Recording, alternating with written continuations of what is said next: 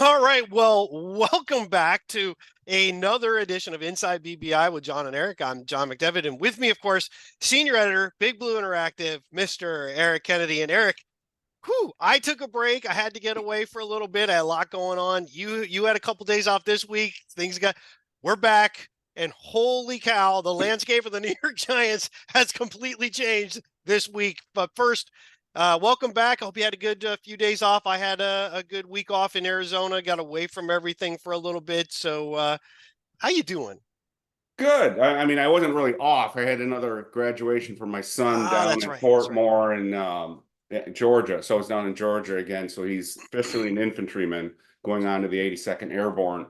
So Oh, we very had that nice. graduation, and so when I'm down there, all this, happens. So we got a lot to talk about. There's a lot of stuff going on behind the scenes that I'm hearing about. So we'll probably get into that. Um, Anyway, I don't know where to begin. Well, Where let's do you want let's to start. begin with Let's this? start because we didn't do a follow up to the Carolina game. So let's start there. That was a horrible game to watch. Um, Overall, I kind of have a feeling you and I talked about this a while ago. Regardless of some of the other things that we're going to touch on, the way things were going, it looked like because they kept coming out, hostage video after hostage video. Daniel's our best quarterback. He gives us the best chance to win. But we kept pointing to the bye week. Yeah. Whatever was going to happen, the bye week was probably going to decide. I don't know. I could not possibly say. If they had beaten Carolina, I suspect things stay the same for a while. I don't know that to be true. Maybe you have other information on that. If they had gotten blown out, then maybe the whole organization is on trial for the rest of the year, meaning the whole thing was bad. Mm. But the fact that there were so many opportunities to be had in that game and we kept coming up short from the quarterback position, I think that laid the foundation to finally the move to happen. So your thoughts on that? Well, look, so much of this was so predictable. So you and I kind of drank the Kool-Aid early on in the summer, Yep. saying maybe the Giants know something we don't know. And, they get Daniel these weapons, and maybe he will revert back to 2022 form or hopefully better. So we Right. thought, these guys know what they're doing. Maybe so you and I were like, yeah, we can compete for the division. The division's not that great.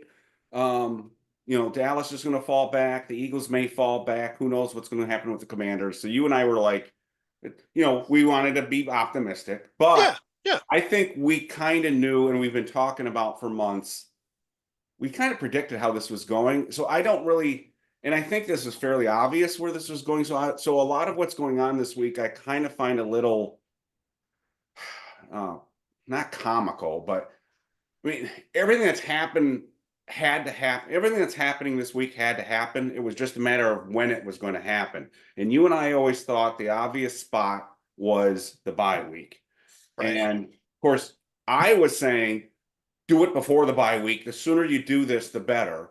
Right. But it always seemed like the bye week was going to be the time to do this. I have a feeling, you know how you were saying you had you have sneaky suspicion that much of Hard Knocks was orchestrated. I have a feeling that much of this week was orchestrated because I found it again. I was down in Georgia, so I had one eye on what was going on with my son, one eye what was going on with the Giants, and when they said they rolled out Daniel Jones for the press conference this week, the day before they released him, I thought, well, that's suspicious. I thought that was very suspicious to bring Daniel Right. out to try to explain just that. It was almost like his goodbye. It was almost like It him was a saying goodbye. goodbye Yes. before he was going to say goodbye. I find it very suspicious. So I'm not sure I completely buy this. Daniel went to the owner and the owner said, we're going to let you go kind of thing. I don't know if that, and maybe that did happen pro forma. I don't know if that. It doesn't. It seems like this was orchestrated to me. It seems like this was the obvious time to do it. The Daniel coming out early and basically saying goodbye to the press, and I thought that was a hostage statement. I'm going to read this.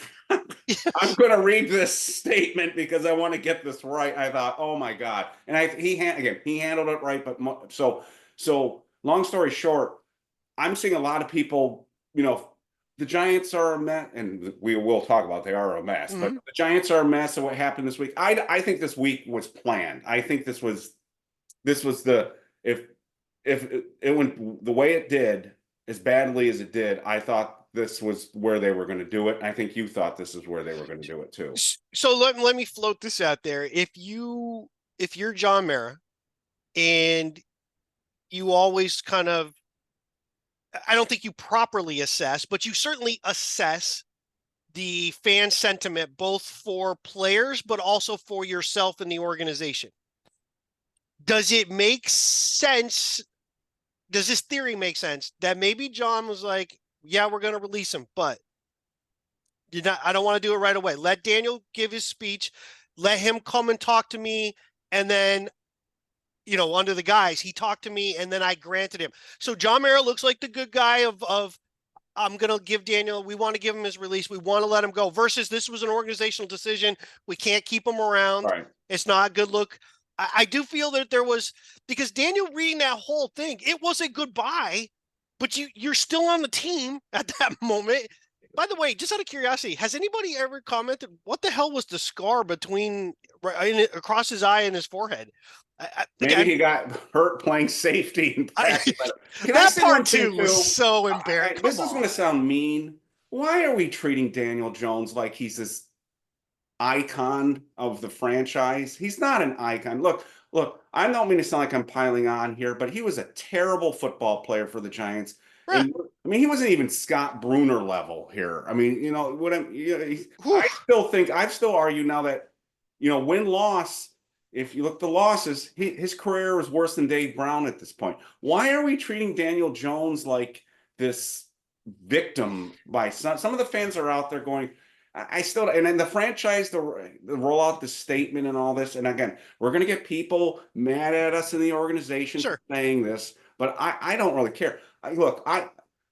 Before we talk about the negative and all this, don't you feel like a weight has been lifted a little bit? Oh, So I mean, so let's not lament this. Let's not, and again, let's not treat like the, oh, Daniel Jones handle. I'm just, goodbye, Daniel. You got way more money than you should have gotten. You're going to ride off in the sunset. And I don't know what your career. I wish you well, but I don't mean to sound mean here, but no.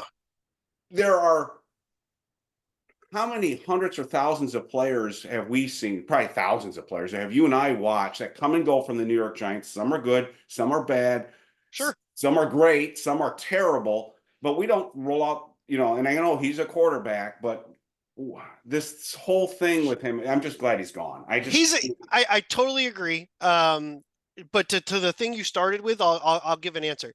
Yeah.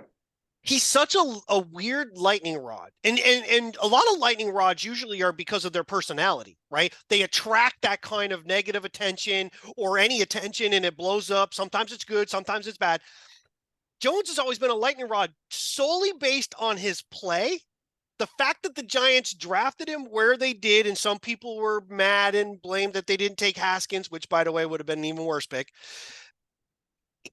Now, somebody on the site said a week ago that Haskins would have been a better. That was an ultimate dig. Oh, dear God. Yeah. So, but he's such a lightning rod that now that the tables have turned, all of a sudden you've got these media people. Pat Leonard is a horrible one right now about just kind of poking it. Look at how Daniel's being treated. You wanted him off the team and thought the Giants were a joke for signing him. Now it's horrible that he gets benched.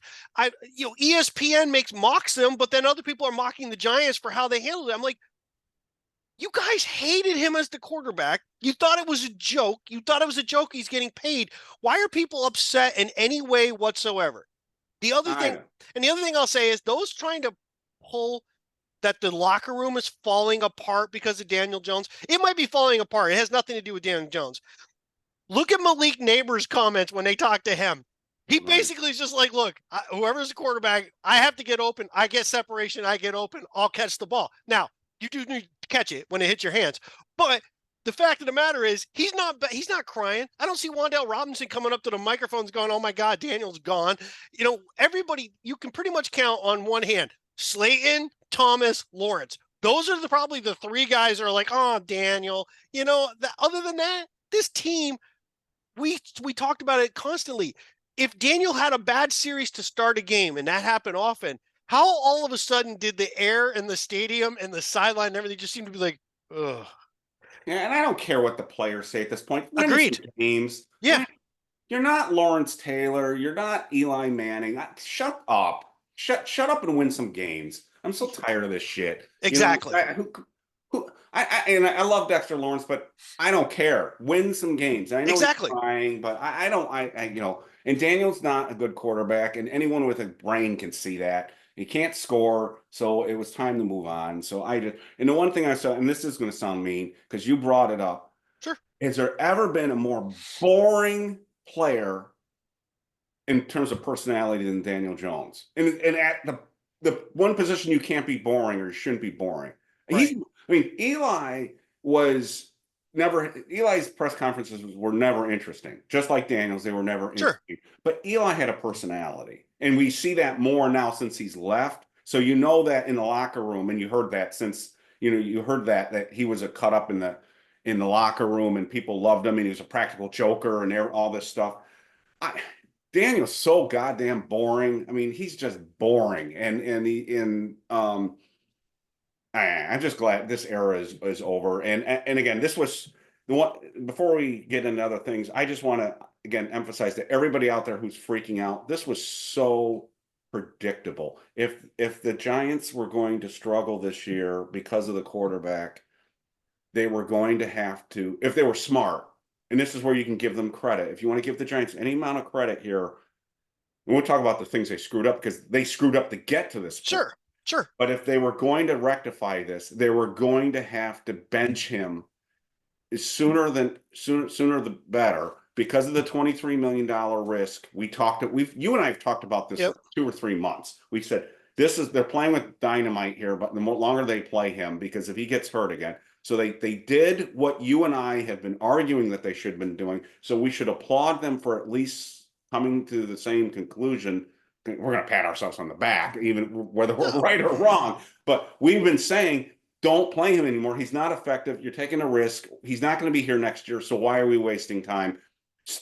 Bench him, play DeVito. Locke doesn't make sense. And that's exactly what they did. Yeah. I don't understand why people are asking for Locke. And as I posted on the site earlier, I heard privately Locke has looked like crap in practice, and people are wondering whether he even wants to play football anymore. So that's another, whether that's true or not, I don't know. It comes from a good source. So if that's true, then that's another reason why you play DeVito at this point. But it never made sense to me if you were going to bench Daniel, which we argued, to move on to Locke. I would have been happier Locke playing than Daniel, but my preference was to get Tommy in here because we can see what one way or once and for all, is there anything there going into next year, or do we have to redo the entire quarterback room, which they may have to do. They may have to bring in 3 new quarterbacks next year. And I think, somebody brought up a point, and I don't know which media person it was, so forgive me. Drew Lock was more physically close to Daniel Jones, thus in an in-game situation of just yanking, if we have to yank him out and put him in, we're basically just replacing the one guy with, and he can we can stick to if we have to play the game we are. DeVito's a different quarterback. You're going to play differently with DeVito at quarterback than you will with Daniel Jones. You're going to open it up a little bit. He's not going to do a lot of runs that Jones was doing. He's not big enough to do that kind of stuff, but you might move the pocket a lot more than you would with a Drew Lock. So game plan wise, you can kind of stick to the 2 quarterbacks that way. DeVito becomes a completely different scenario, but I think he was always third, and I think the reason he was third was this. You and I both know if Tommy DeVito's standing on the sidelines and he's the next guy in, the second Jones started to do like shit, the hometown crowd's going to go, we want Tommy, we want DeVito. He just kind of brings the energy, and people like the local guy. I think the Giants did that intentionally. I think you and I talked about it. If Jones gets removed, you're not going to Locke. There's no point in doing that. You're going to DeVito. And I know we took a lot of crap. I know I definitely did. Oh, DeVito's not. I never said he would be. No, you and I never said that. We just said he's another option. And you don't know what by the way, he did throw 8 touchdown passes last year. So in theory, if the Giants gave the same credence to Jones, if we give you Nabers and Wandell's healthy and we get a better offensive line, in theory, you should play better, which he did not. But on the other hand, could Tommy DeVito play better than he did last year, being a second-year guy now with better players? He's had time to he's not, he's got time to learn. He's in last year, he was a guy who was an undrafted free agent, for God's sakes. If he's just marginally good, we might have a backup quarterback. That's really what we're hoping to find out here. Do we have somebody, like you just said, do we have one guy instead of needing three next year? Right. And again, there are going to be people, if Tommy comes in and plays like crap, there are going to be, especially the people who think Jones got wronged here. Right. They're going to be saying, I told you. I don't care. I don't care at this point. Daniel was not going to be here. Playing him was a huge risk. It made no sense. Again, credit to the Giants now, not before. We'll get into the before, but now for saying this is too risky. This is going nowhere. We're done. And again, I think this week was planned out. I just think the week was, I don't think anything that the impression that most fans have is this was chaos and that this was knee jerk. I don't think that at all. And again, it's not me being a homer here. It was me reacting to the way, again, it made sense, and then the way the week went PR wise, it felt orchestrated to me. All right, so if Tommy plays poorly, that's another data point for the organization to move forward. Right now, the only thing that matters right now is the big picture, and we'll get into this too. Is the bigger? I mean, right now, Daniel rearview mirror. We made the decision. He's gone. The bigger question now is Daboll and Schoen the right people? And so the last 7 games to me are a test for them and a test for the rest of the players on this roster. And Locke's not going to be here next year. The only one who might be here next year, even with the new coaching staff, is DeVito. So why not it's like, let's play Evan Neal. Well, let's play DeVito. Let's play the guys that are going to be here or may not be here, depending on how they play. But let's not waste any more time on the people that aren't going to be here. So that's why they got rid of Daniel. Now we got to find out, can Daboll coach, or do we have a problem here? 7 games, the lot can go on here. Is he going to really lose the locker room? Are they going to rally? We're going to have to find out that. And then again, DeVito's a part of that too. What if he comes in and the Giants start scoring 20 points a game instead of 14 points a game? That would, it doesn't sound like through the air. What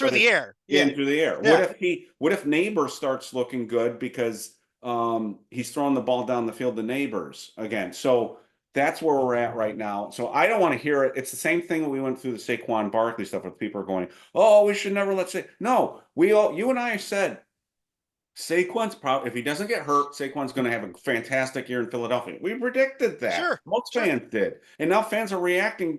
And a lot of fans, some of the same fans who said that are now pissed off that their predictions coming true, which again, I think emotions are starting to get involved over people using their head right now. Saquon's doing what he should have done behind that offensive line, surrounded with that talent. And if that doesn't mean the Giants made the wrong decision letting him go. The mistake the Giants made was not letting him go earlier or trading him earlier. Right. So the Giants are making the right decisions, but they're making them too late. They're reacting too late right now. It's the best way. Good. That's a good point. Yeah. And we've said this. I've said this numerous times. 2 completely opposite statements can be true at the exact same time. Yes. Barkley with the Eagles is playing extremely well. Everything's lined up for him. That's very true. Barkley not being on the Giants was the right move. Like you said, they just waited too long to do it. They waited too long, yeah. It's not a 1-for-1. It was never keep Barkley or keep Jones. You can tell yourself that all you want. They were planning. The deal got done with Jones, and I'll stand by this for as long. I know I'm not part of it, but I swear to God, it all lined up exactly the way I thought it might. They made a deal with Jones because it's easier to build a parachute out in a quarterback contract than it would be a second contract for a running back who wants to get paid well. He's not going to give you those extra years to pile the money on so you can ditch me after 2. His numbers might have been in a ballpark where people are like, oh, that's the same you gave to Singletary. Not exactly, because Singletary is a 2-year deal, basically, and that's it. Barkley wasn't going to take a 2-year deal. You were going to sign him to big money. It was going to be guaranteed money. He wasn't going to give you the discount. So stop that crap. That's it. They got the deal done with Jones, and I still don't to this day know who was the main reason. Was it Schoen and Daboll? Was it Mara? None of us can say for that for honest truth because we don't know. But it clearly was the wrong choice. But Barkley not being here was the right choice. It has nothing. Look at Tracy. Tracy proved what we've talked about. You can get guys lower in the draft if you improve the offensive line. Right. You can, and he's running well, and he doesn't carry the injury history that Barkley does. Barkley's doing pretty well right now, but and he's a fraction of the cost. He's a fraction of the exactly, cost. exactly. So one thing I wanted to ask you real quick, and because I want to get to all the other stuff, but you said something earlier as you were leading into the quarterback thing where people were upset, and they're going to be upset if DeVito comes in and plays poorly, right? Here's my question to those people. If the Giants lose, let's say Sunday, 35-10 with Tommy DeVito, but would have lost 35-18 with Daniel Jones, is it better or worse? Or is the loss a loss and it doesn't matter? If Tommy DeVito plays poorly, then all that proves is that we did not have a better quarterback on the bench, but we still had a shitty quarterback starting the game. If Tommy DeVito comes in and plays well, now the question becomes, why the hell didn't you play him sooner? Well, it's going to be worse than that. It's going to be, and I've already seen this, it's going to be worse than that. Again, this is predictable. If the Giants win, fans are going to be bitching that we screwed up our draft pick. Yeah, I don't care. If the Giants lose, they're going to be bitching because they're going to hate look bad and we lost again. This is a no win situation. How do you feel? How do you feel about that? The draft. I know how you feel. Look, I would be way more scared if there were clear-cut quarterbacks at the top. And I know some people are arguing that there are. I would be, if this was like last year's draft and it was clear that these were the guys, I would be a little bit, somebody said it, I forget who said it. Oh, I know what it was. It's like loudmouth on ESPN. Stephen A. Smith? Yeah, yes. He was yelling that if DeVito comes in here and screws up the Giants draft for the second year in a row, I'm going to lose it. Something to that effect. I don't like the guy, but he made a good point. It made me actually laugh because DeVito could actually, in a way, become sort of a bad guy here in the minds of Giants fans because he cost us Jaden Daniels. You could argue, and he could theoretically cost us if you're really into one of these, Sanders or Ward or whoever right now is pegged to be up there at the top. So he could actually end up being the bad guy because he plays well and wins games. So I know I'm not completely addressing your points, but I think it's worse because I think it's a no-win situation. And I think when I do the post-game thread on Sunday at 4:30, no one's going to be happy no matter what the result is going to be. Because if we win, people are going to be mad. If we lose, people are going to be mad. So yeah, me too. I'm going to be kind of in that boat too. So see, I don't care about the draft position. I know you don't. Yeah, I would if see, even then, and the reason why, and I wrote it down somewhere else. I wish I had it right now. The Giants have picked in the top 10 since 2018. I believe it was in the top 10. And I counted all the picks. So we had multiple first round picks. The one year we had 3, another year we had 2. So in that time frame, I believe we had 10 total first round picks. Not good. 6 of them were in the top 10. In fact, 6 of them were in the top 7. Yeah. What has it got us? Daniel Jones. No, I understand. Barkley. No, and I know what people will say about last year, and I get it. I totally understand what you're saying. But if you equate last year to this year, right? the entire quarterback class, maybe minus Sanders, and I'm not completely sold on Sanders as being. I don't think he's even in the top three of the three quarterbacks, the top three that came out. Oh, this there's a lot past year. of baggage there too. Yeah. Exactly. Yeah. So, and I don't, and to be clear, because I know BW will call me out on this, I don't mean baggage like he's a bad person, but there's a lot of other stuff that you have to consider with him. His dad's going to be a big Oh involvement yeah. where Can he you goes. imagine having to deal with that? His father. Holy crap. You know. So I don't really care about that per se. And I know I'm a believer in you got to start winning at some point because you do have to start winning, or every year you're just a losing team hoping to win. Now, I know these are bad games, but keep in mind the teams that we're playing, right? Tampa Bay's only 2 games above us as far as wins go right now. They very well, let's say they lose to us. Now they might be looking to kind of lose a bunch of games the rest of the year. There are a number of other teams with 2 wins. There's a number of other teams with 3 wins. We play the Cowboys on Thursday next week. They only have 3. Right. So there's no guarantee. Even if we lose out, we still might not get the first pick in the draft. We might not even get beyond number 3. So you can't play that loser mentality. What I need to see is what happens if Tommy DeVito comes in. And now I'm gonna ask you a question. Malik Nabers made a comment. So what if Tommy DeVito comes in and all of a sudden some of the things we talked about go back to July, go back to early August. We talked about the short passing game has to make yards after catch, but those passes have to be on time. They have to lead the receiver, which they've never done. What if they start doing that with Tommy DeVito? I'm not saying he's great, but if he just puts the ball where it's supposed to be.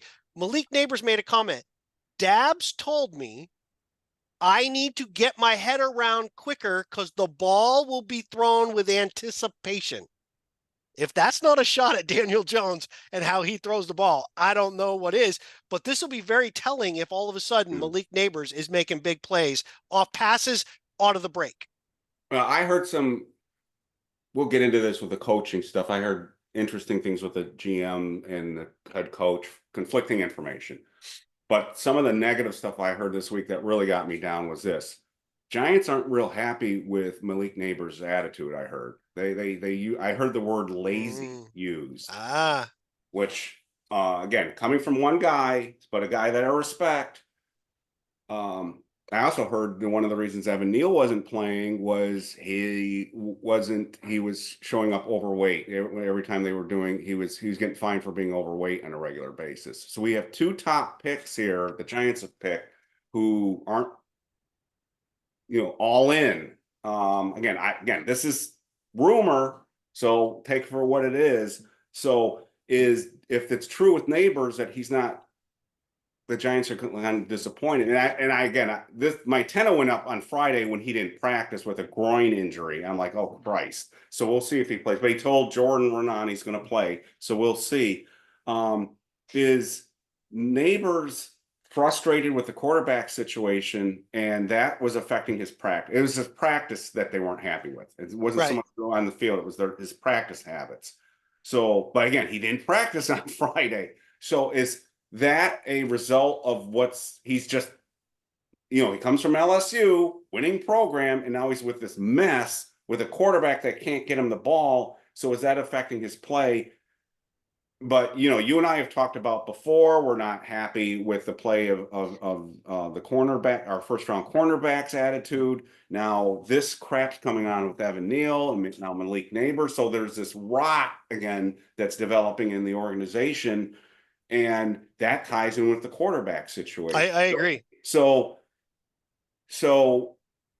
to me, the last 7 games, to me, is the most important thing in the last 7 games is Daboll here.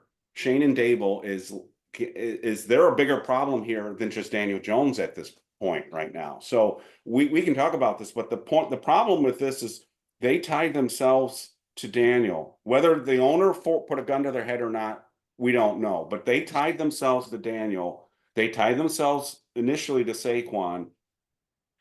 They made a bad decision, and the decision ultimately may cost them their jobs. And we talked about this months ago too, back a couple months ago, that the decisions that they made in 2023 could ultimately, they may not be able to overcome it, because to me, it smells like we're heading in that direction right now, unless the last 7 games, they start, the defense plays better, the offense starts looking better. But if if we finish with 2 or 3 wins again and we can't score and the defense can't stop the run and we're not getting any turnovers and the special teams is costing us win. I mean, so at what point do you say, as I mentioned in the game preview, at what point do you say stability is great, but you got to have competency at some point? So Right. that's where I'm at with this too is, and then the players that you're bringing in, if they're not giving their all, that's an indictment on the whole structure too. So, Well, and the thing with you just said something that I think is really important. The one thing about Jones, when you kept putting him out there, right? The results weren't there, but you keep putting him out there. If you want to try to hide behind consistency, right? We just need consistency. We need consistency. Right. Don't confuse complacency with consistency. To me, you were being very complacent about like, we're trying. You're accepting the results.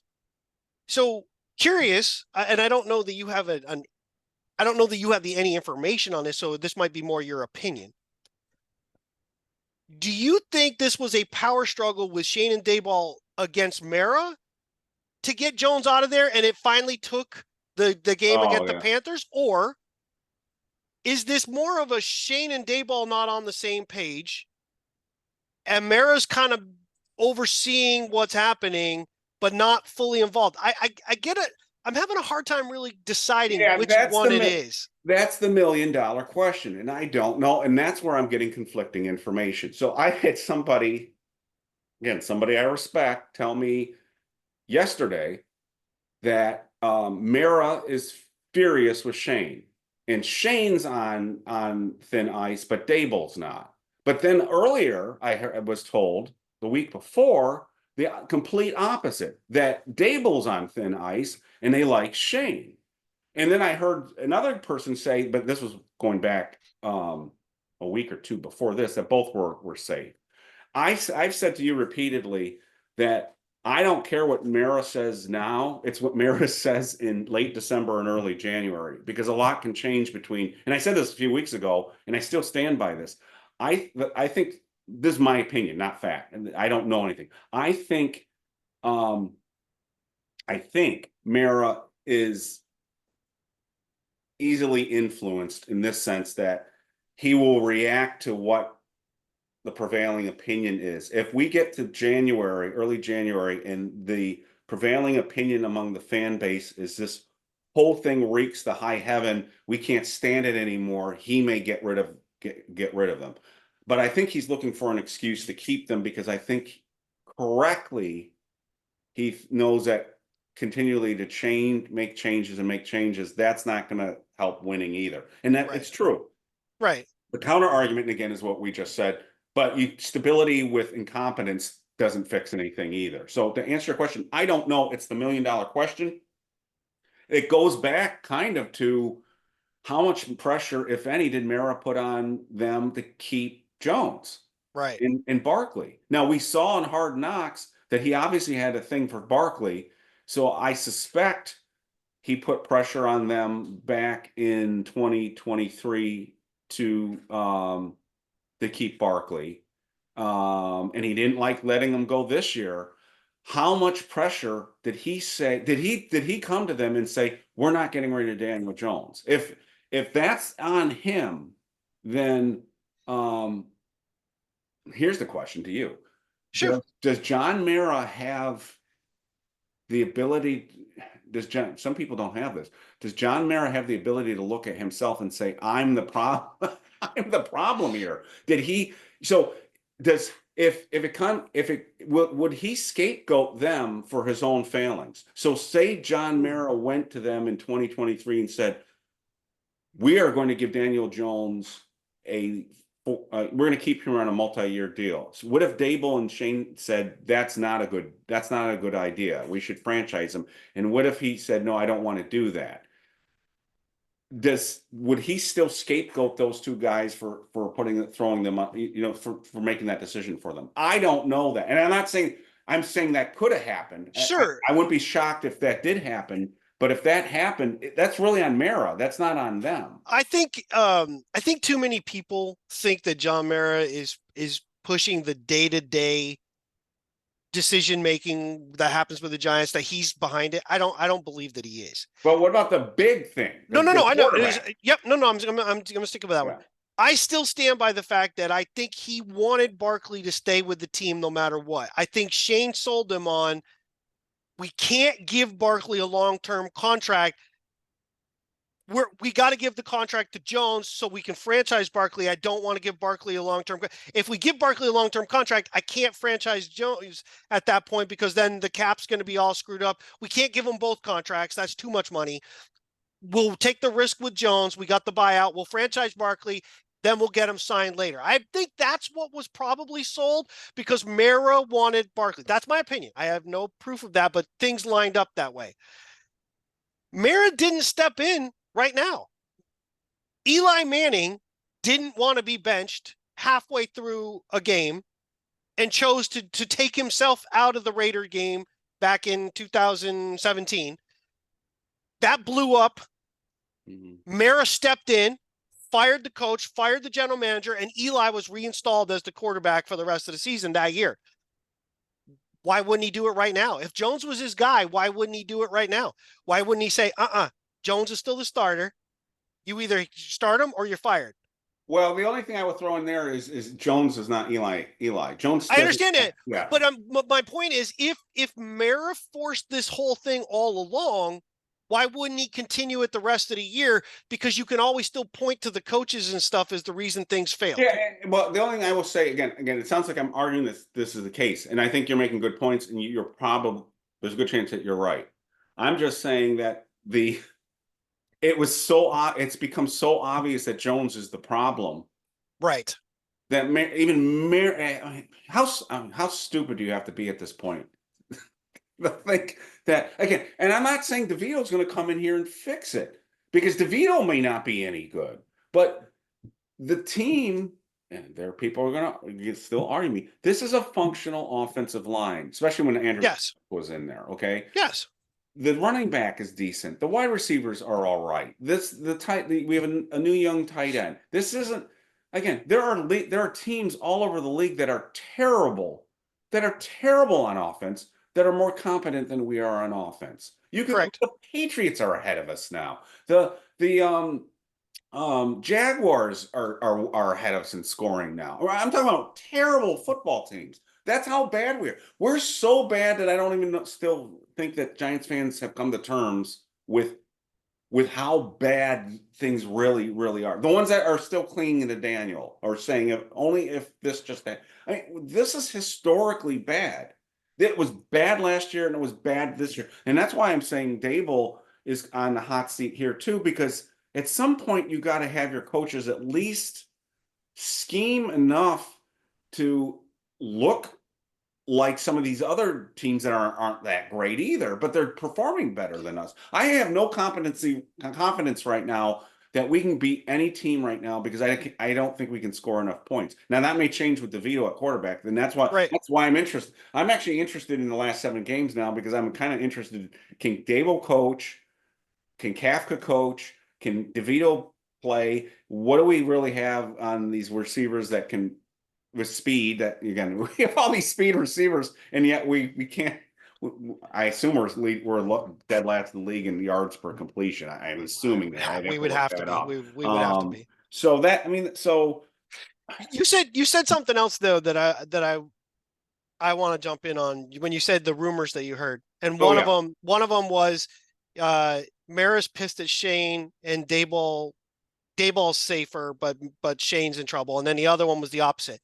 I'll say this. If Mara's pissed at Shane, Daboll's not safe.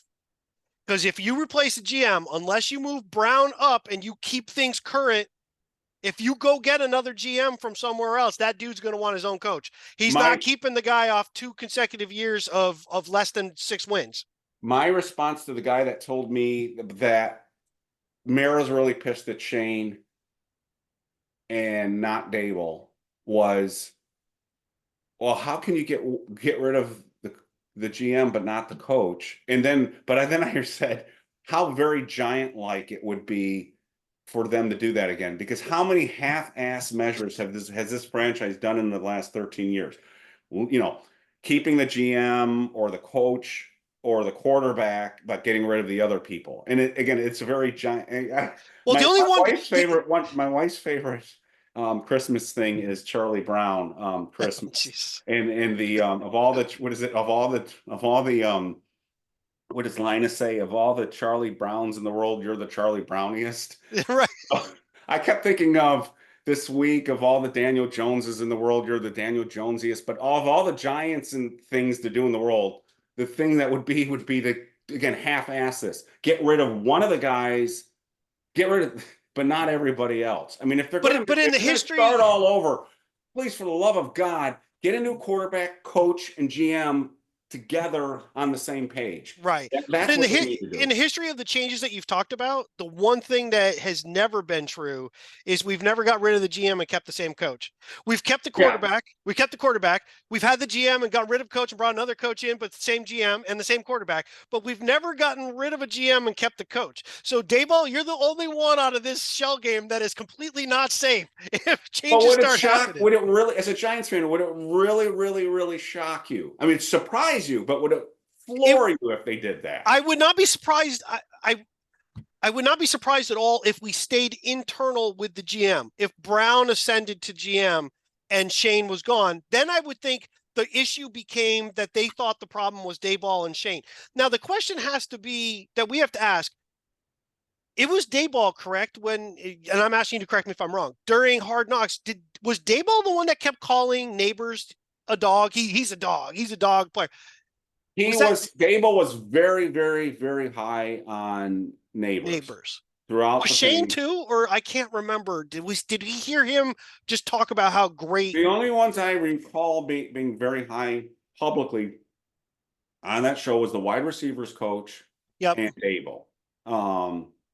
But I didn't get any indication, any sense that when Schoen was walking through the options of who they were going to take, he seemed to be very high on the wide receiver. He didn't see. I think they were having more, which wide receiver do we pick was more along the lines of that. And I think they came, but no, I think my overall impression coming out of Hard Knocks was Daboll was really lobbying for Nabers. So take that for what that doesn't mean Schoen wasn't on the same page. I never got the impression ever in Hard Knocks that those two weren't on the same page. I never got that. Not that they would put that in there anyways. They're not going to show that. Sure. Yeah. You're not going to show that kind of dysfunction so early.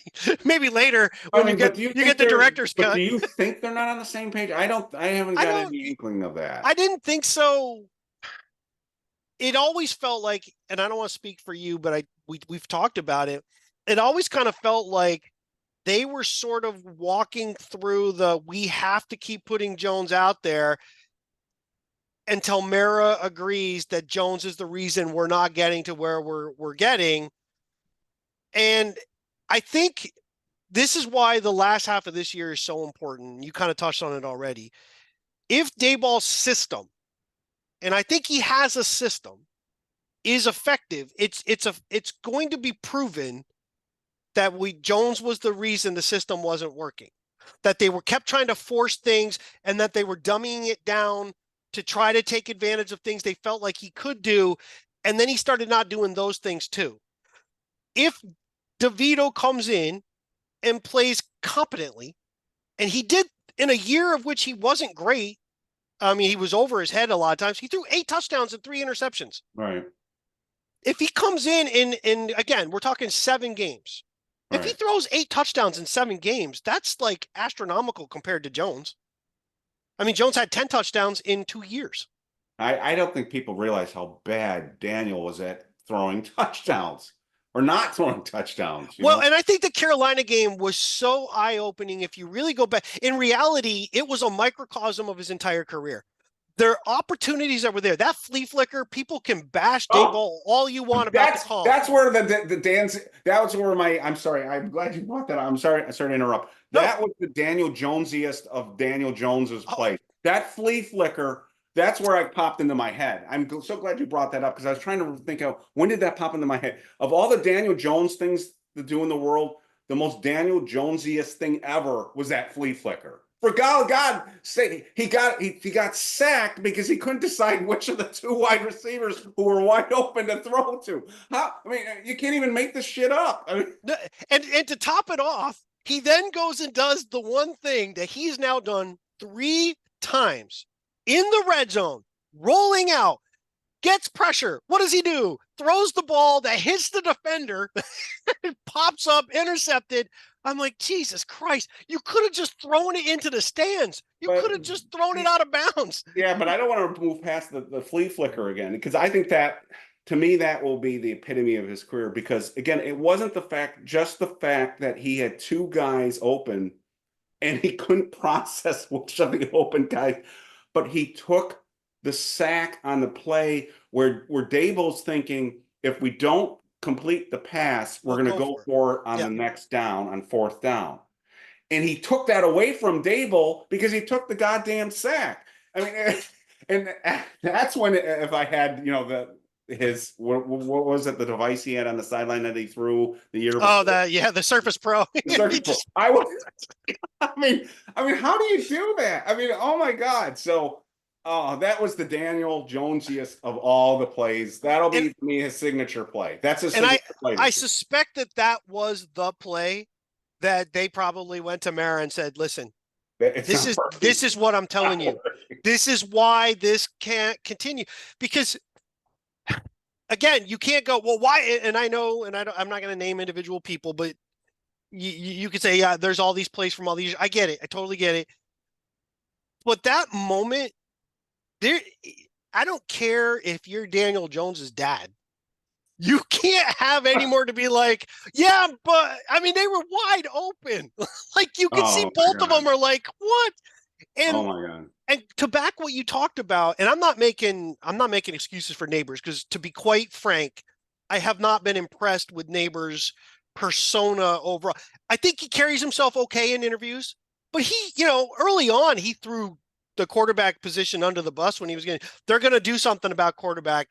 Like he had any knowledge of what the hell was going to happen. He didn't know Daniel Jones's name. Yeah. And so, and I didn't, again, call me the old guy telling you get off my lawn kind of deal, but I didn't like the look of him being at a concert while you're out with a concussion and you can't play.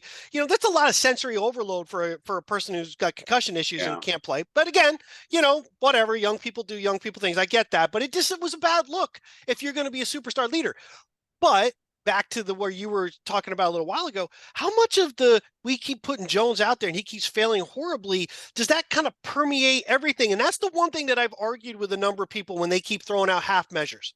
Yeah. The Giants haven't done half measures. They replaced the entire the decision makers of the organization. They pulled them out. New GM. We got a new coach, a whole new coaching staff. What's the one constant over 3 coaches and 2 general managers? The quarterback. We didn't change the one position that runs everything on the offensive side of the ball during the game. That's the one thing that we kept throwing back out there year after year. And let's take one step back and just realize what a horrible 2-week period it's been for this franchise, public relations wise. And you cannot dismiss any of this. Saquon is doing phenomenal. So he's blowing it up. That's a horrible look for the franchise. Daniel got benched and cut. And this has all happened in the last, 14 days or whatever. Yeah. Okay. The quarterbacks that they passed on, like Knicks, just when he threw 4 touchdowns, didn't he? He did. Yeah. I think he was offensive player of the week. So it's been a bad, and then Nabers isn't doing anything right now because he can, for whatever reason. And so it's been a horrible couple of weeks here for the franchise because they're getting humiliated. Whether you agree or not with the criticism, the look, again, you and I argued. It was the right thing to let the bench and get rid of Daniel. It was the right thing to let Saquon go. But it looks terrible. And it looks terrible to people who aren't Giants fans and I'm sure, like my daughter who, by the way, stole one of my Giants hats when she went back to college. I want my hat back. If you're listening, daughter. I'm not saying her name on this, but No. she is the one who, by the way, did the clown picture that everyone likes from last year. So I told her she needs to do another one soon. But people like she said when she said, what is going on with the Giants? So I mean, so people who are casual fans are like, and I'm sure I'm going to hear it from my neighbors now that I'm back. They're going to be like, what is going on with your team? What, because Yeah. and I can just hear them now. Whoa, man, Eric must be pissed. I mean, but I am, but I'm not. Because again, some of this I knew was going to happen. And you knew this was going to happen. Yeah. I guess the one thing I would say that everyone who's listening right now, John and I aren't surprised by what happened this week. We just wondered when it was going to happen. And Right. everything that's happened is what John and I have been talking about for weeks now. This was the week that they decided to do it. It's I think that a couple of the other things that were a bad look. Well, one thing's not really a bad look if you set aside your anger with the organization and if you just look at it objectively. And I still go back to what I said in the beginning. I don't think John Mara wanted to be the bad guy here, right? What he wanted to be was the good guy. I think they knew. Daboll said, well, we didn't know we would be releasing Jones. Bullshit. You absolutely knew you were going to release Jones. You just weren't going to be the ones to do it. You wanted him to ask for it. There's a big difference between we granted you your release and we just cut your ass after we benched you. That's a different look. Whether it's justified or not, from a perception standpoint, it's a different look. John Mara didn't want the Giants, I'm pretty sure.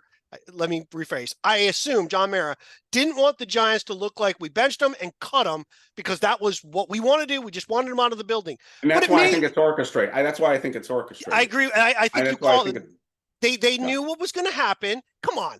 You don't think when Jones gave that thing that his agents haven't already been talking to the Giants and they knew that he was going to be let go? He just had to come in and ask for it and grant it. I'm saying that the Giants may have already made the decision to do everything they did that they did this week before they played in Germany. So they may have said, but what if they won? Go to Germany, if we go to Germany and this doesn't change, if there's another bad performance, this is how we're going to map this out. And I think you're right. I'm saying it's been all orchestrated because I don't think any of this was. I don't think any of this was spontaneous. Now, if it was, that's even worse. But I don't think, and I think the evidence that it was organized was having Daniel Jones give a press conference a day before he was cut. Because why else would you? I said to my wife when they were saying that they were going to bench him, whispers that they were going to bench him. I said, we won't hear from him again.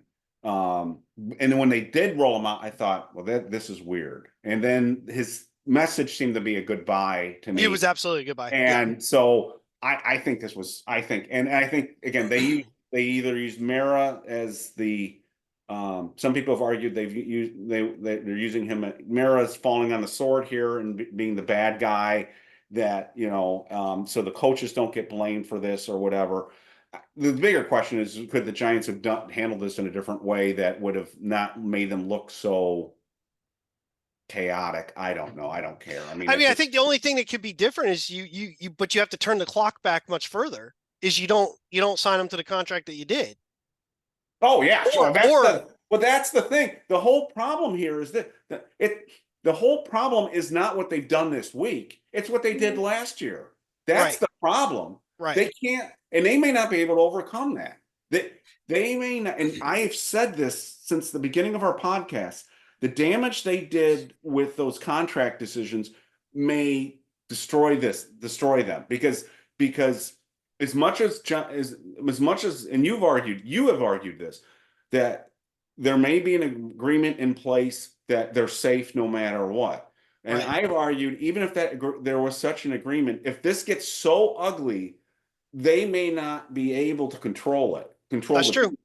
And that's what I've argued. And if we're sitting at 2 wins still or 3 wins at the end of December, I don't know if they can if they can roll this back. And that's why I said if they tied themselves to Jones, they may have and so it's not this isn't the sin. The sin was the original contract. And this goes back though to the, and you, if you just are joining us for the first time or the last couple of times, go back to the summer and you'll see where I've said this.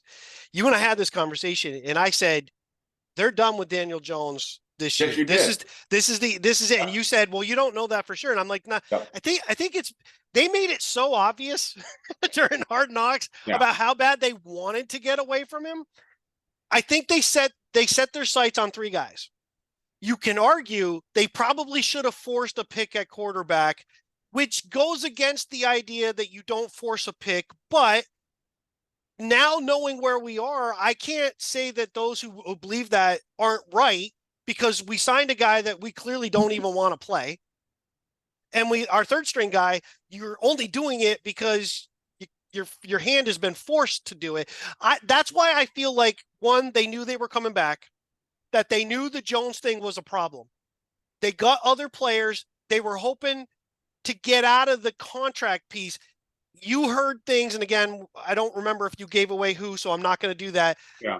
You heard things about who they were looking at as a veteran quarterback, as a possible acquisition, which goes to the point that I thought all along is what they might be trying to do and what I think they're still going to do in the offseason. I do believe it's a veteran. Yeah, and I want to interrupt you just for 1 second. I know I'm being rude here, but no, you're fine. If the guy was right who told me that they were trying to trade for a quarterback before the trade, a veteran quarterback, a good veteran quarterback, I will say this, that it's also an indication that they were done with Jones weeks ago, before the trade deadline. Yeah. I mean, they didn't just decide. This has been brewing. This is probably, like you said, this goes back to the summer. I mean, they told us on Hard Knocks. Yeah. I mean, did you ever get the impression on Hard Knocks that they were all on board with Daniel Jones? Never. I never got the impression. I got the opposite impression. No. The biggest. I got to stop because I interrupted you here. No, you're fine. What I'm pissed about is this. This is a throwaway season, and it's starting to feel that way. Oh, it is. It's this season. Well, I mean, take the record out of it. I think some of the choices that they made and some of the things you brought up. Now I did it to you. I'm sorry. I think some of those decisions. No. I think now it's become, we're weeding out some of the things where you're coming back. You got to fix this. These are the guys we want. You're going to get your own quarterback, whoever that might be. And I think Neal, his issues, Banks, his issues, and Nabers' attitude now is kind of, but I think they all said, okay, take the one, I don't want to use that term because I'm dealing with that on a personal level. Take the one bad thing out of the equation. Let's start working on what we're working on and then get your quarterback. But yeah, it's almost like decisions have been, like, you forced the hand to play Jones to prove that he's just not the guy. You know what? I mean, that's a stupid thing to do. Whole year, it's a whole year. I just look, if this was again in a vacuum where it was just 1 year out of 13, I think it would be a little more palatable. But now it doesn't feel like it's 1 year after another. It's like we're wasting time. We're wasting. You and I are getting older. Yeah, I know. No shit. Getting closer to the Grim Reaper here. I want to have another winning season before I die. It's like I just feel like this was a throwaway season. It was and the question now is, do they throw away the coach in GM, or do they see them as that disposable now? And it's just depressing. It's depressing to me. I wonder if Locke, I was gonna swear, I'll just say effed it up. I wonder if Locke kind of effed up what they were hoping they could get away with when he kind of looked really bad against the Lions and then got hurt. So he couldn't even continue to practice and play. Right. Like they were hoping maybe if Jones struggles, we could just play Locke for a while and because we can get by. But then Locke just looked bad and he was injured. So now you're screwed because you can't put DeVito in unless you don't plan to go to anybody else afterwards, because DeVito's the fan favorite. He's the guy people love. He's the local guy. he's the Rocky of coming up and he can do it. But once you do it, you can't go back to Apollo Creed. I'm like, you're screwed. You're like, oh, we got to ride this out. Maybe more Vincent Papelli or whatever his name was who played for the Eagles than Rocky. We'll do a little lesser guy, but he's the Rudy of quarterbacks. And so you Right. can't, you can't go back to the guy you paid a ton of money to who sucked. So Yeah. once you make that decision, it's over. Lock was your ability to kind of slide somebody else in that's not going to create a fervor, but you can play and get by. But he And screwed it up. there may be something to that, and it may not even be the injury. It may be what that other guy told me, and that they're really disappointed in how crappy Locke just looks in practice. So they may have wanted to have done what you're talking about, but Locke doesn't look good. And again, what I heard was he's disinterested. So so that may have screwed it up. Who knows? I always thought it was very suspicious they carried 3 quarterbacks. Again, and that leads me to think that there's something along the lines of what you were thinking. So I just think they kind of had in the back of their heads that this may go sideways on them and they were going to have to do something. Maybe they didn't think it was going to go this bad. I don't know. I don't believe in those who are arguing that they're deliberately soft tanking. I don't think they're that talented to pull that off. No. I think some of the ways the Giants have lost these games, you'd have to think it's the old WWF. What is it? The WWE now, but you'd have to think they choreograph some of this stuff with the kickers and the missing things and stuff like that. So I mean, I'd give Daniel an Oscar for taking the sack on the flea flip kicker alone. This team, and I mean this, and I know some people are going to get mad or make fun of it. This team is a marginally decent quarterback away from being a 5-win-ish team, and with a bulk of other teams possibly just on the fringe of the outside. And by the way, if some of those wins with a marginally decent quarterback had been against Dallas and against Washington, all of a sudden we are closer to being in contention of a last or 7th or 6th wild card spot with a marginally good quarterback. But you just didn't have it. Well, if you look at who's in contention, everyone's basically in contention except us. Except us. Right. I mean, that's how bad we are. Everybody's still alive except the Giants, and that's how bad we are. So people out there going, "Oh, come on, John, that's ridiculous." No, because first of all, the bulk of this, if you look around the NFL right now, it's not really good. There's not a lot of good football being played right now. There really is. Cleveland beat Pittsburgh. I know. It's not good. Everyone's kind of like in the mix except us. So for you to say we're a marginal quarterback away from being in the mix is not an outlandish statement, because everybody, now that doesn't mean we're good. No. If you make this team play, an older team from a decade ago, they get their asses kicked. But that's the way the NFL is right now. It's just watered down mess. There's not a lot of good quarterbacking out there. And like you just said, the Cleveland game is just a perfect example of that. But then you can go any week, you can go, you can pick games that you're like, yeah, this isn't good football. So that's why Daniel is so bad. Daniel is so bad, and or the coaching staff is so bad that we can't even be competitive in a league that is just not good.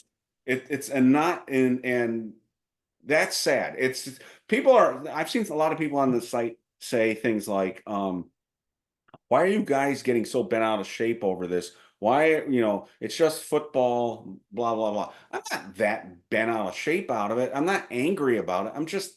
It's just sad. It's just sad to see what happened to the Giants and how far they've fallen and what's become of them, and why did they tie their 6 years to this guy who Daniel Jones shouldn't have gotten 6 years. He just shouldn't have gotten 6 years to prove himself. If he'd been any other guy at any other position on this team, they would have gotten rid of him long ago. So if you own stock in a company and that company is making a bunch of horrible decisions and your stock is going down, when you're talking to other people about business and stocks and stuff, are you probably pissed off and talking about it and whatever? Yeah. Okay. We have emotional stock in the Giants. Do I walk around all day if talking to somebody else about my kids that I go, by the way, the Giants? No, no, but we are No, talking among fans, and this is a football podcast. And right. yes, this sucks. I Yeah. grew up in the 70s watching them play bad, and then LT came on. LT came on, the Giants in 81, they made the playoffs. They weren't great, but it was different. 82, a little weird with the strike. 83, bottom fell out. 84 came right back. The problem is we haven't had a bottom fall out and come right back. It's been a bottom fall out, and then we go, hey, guess what? We could dig a hole under the bottom. Oh, it got lower. It can always get worse. It can always get worse. That was your thing, and I kept thinking, you know what? I think we've seen the worst. Nope. No. Carolina was the final nail in the coffin because Carolina is a bad team. They put a quarterback out there who he makes Kyler Murray look like some giant power lifter. And they beat us when we had so many opportunities. Like when you hear Rich Eisen, who does not do play-by-play Right. very often, Right. goes, they got guys open. Kurt Warner's gone, they got guys open all over the field. I don't know what he was looking at there. That's a bad sign. And I Who think was the better quarterback in that game? Oh, if Bryce Young was playing for us that game, I think we win the game. Yeah, I mean it. So Yeah. stop. Whoever's defending Daniel, stop. Stop it. Stop. It's right in front of you. For God's sake. Anyway, all right. Yeah. Enough of that. So I know. One last thing on Daniel. I will say this. Yeah. What are all you guys going to do now that Daniel's not there to beat up anymore? And again, I'm not defending Daniel, but there is in the 30-year history of Big Blue Interactive, there has never been a bigger lightning rod, and the Giants have had many, many lightning rods. There has never been a lightning rod like Daniel Jones. He's gone now. You guys are going to go through withdrawal. You guys some of you are going to want to start red bashing him now. Now you're not. They still have John Mara. They still have John Mara. It'll be the rot from the head and all the family members, which by the way, I don't know if I totally, I mean, every organization has people in it that are related to some of the other people. And I know they're there and you want to blame them. You know, some of the things they said were not wrong. What's our identity if we don't have Barkley? I don't think that's a wrong question to ask. It's a true question because you're not saying you got to keep him. It was, okay, he was the offense. Now what's the offense? And we found out Daniel Jones is not the face of the offense. He was the ass of the offense, but he was not the face of the offense. Right.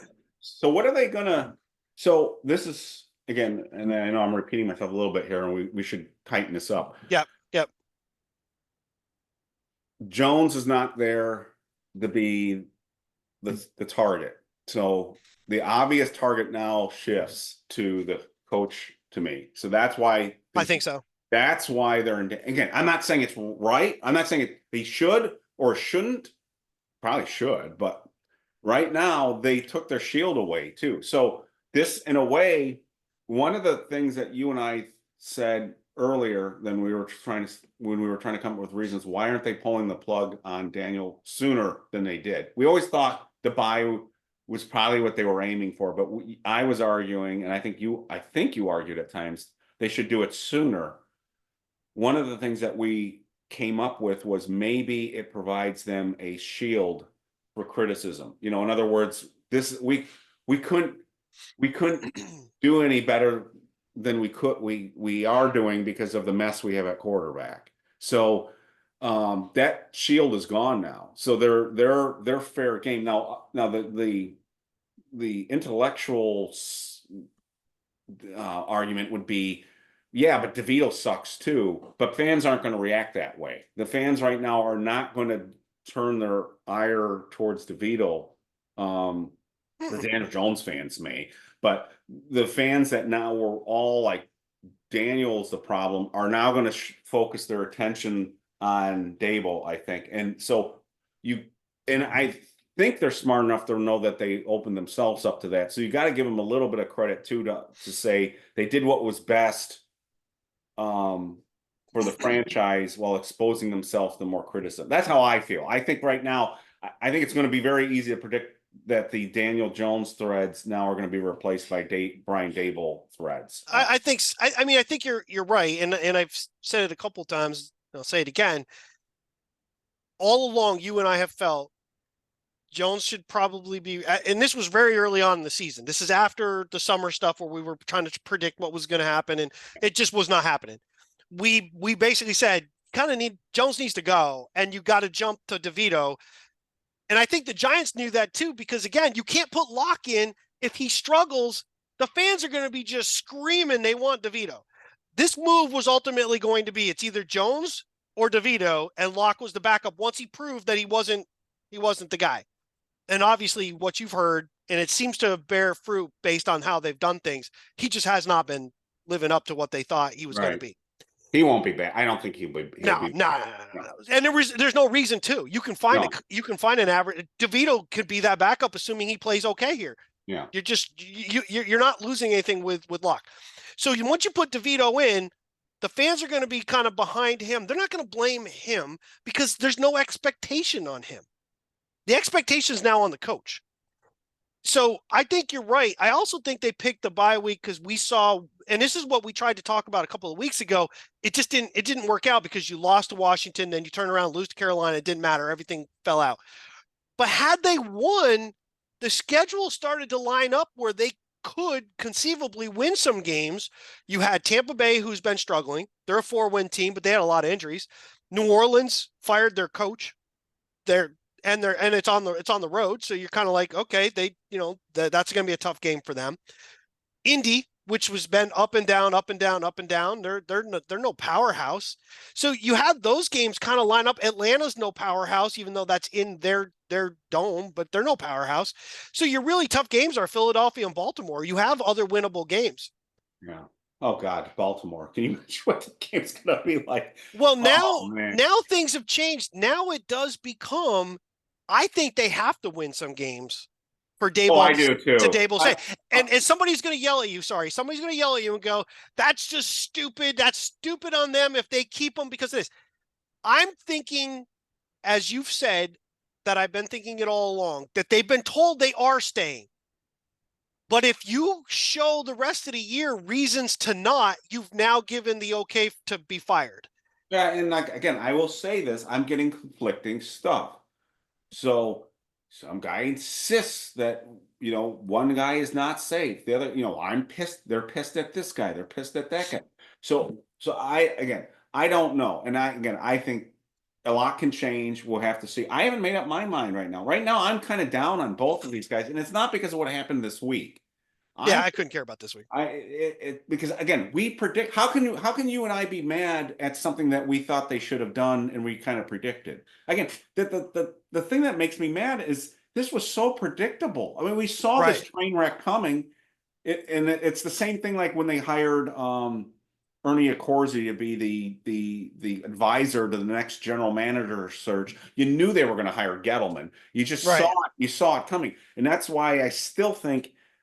And I may be dead. This is the one I may be dead wrong on. I still think Belichick's shadow is lurking out there with Mara. But I used to years ago. I thought Bill Cowher was going to end up here at some point. So I'll say this because he's going to have options. Obviously, pay attention. Just saying. I have no inside information. I can't say that. I haven't heard from somebody who knows a little bit, but it's way on the outside. Way on the outside. But pay attention to how much more over the next 6-7 weeks that when Belichick does inside the NFL, when he makes appearances elsewhere, that he pulls out the old Giant stuff. The more that starts happening, if it starts week after week, another old Giant thing is out there. What do you mean, like he just talks about the Giants? So, like inside the NFL, just the other day, he pulled out some old highlights of LT and Banks. And was doing how to play defense in there. He talks about the Giants stuff on other things. The more he starts talking about the Giants stuff, the more he brings out like old videos and starts talking about it as these weeks start rolling along. Because he could pull out all the Patriots stuff. He's had years of championships with the Patriots. Right. There's a method behind that madness. I would not be shocked if towards the end of the year, if this team's really struggling and that dude is constantly talking about the Giants, it might be a done deal, and we don't even know. Well, and again, his age scares me off, but I keep coming back to this thing that Mara's got to be pulling his hair out if he feels like he's got to fire people again. He's got to be pulling his hair out. Like, what do I have to do to get this thing right? And I'm not saying it's the right thing to do. I'm just Agreed. saying, If they went that route, though, who would be the GM? In your opinion, who the hell would be the GM?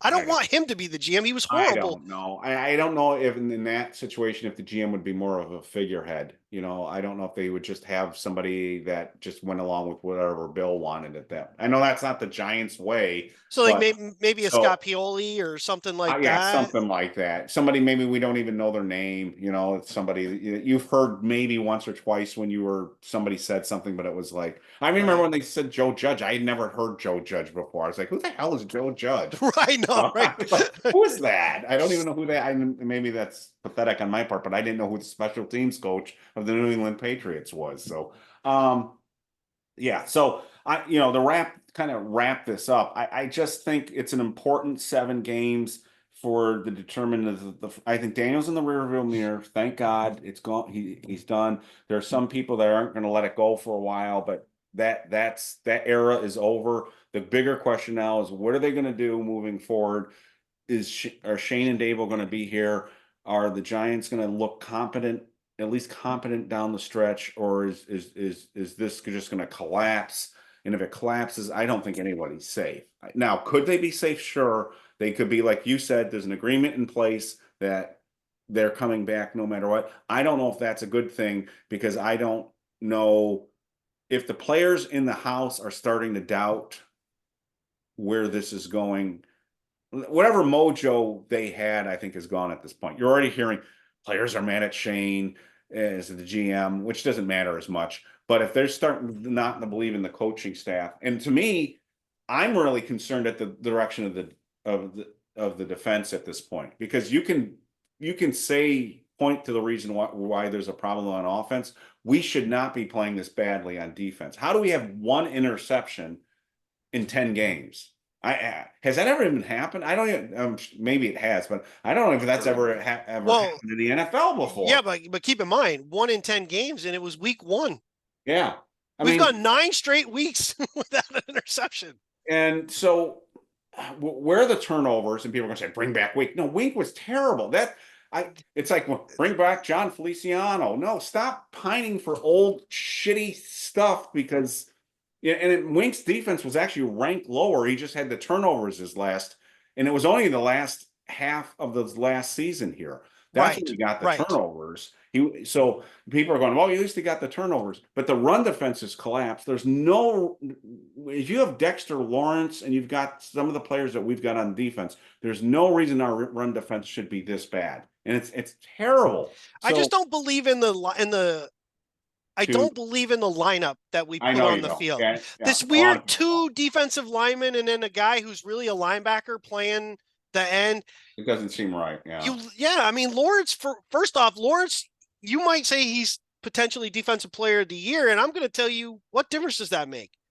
He can't dominate a game at his size and his position because teams can just collapse in 3 guys on him and and if you don't make plays elsewhere, it doesn't matter. You've taken him out of the game.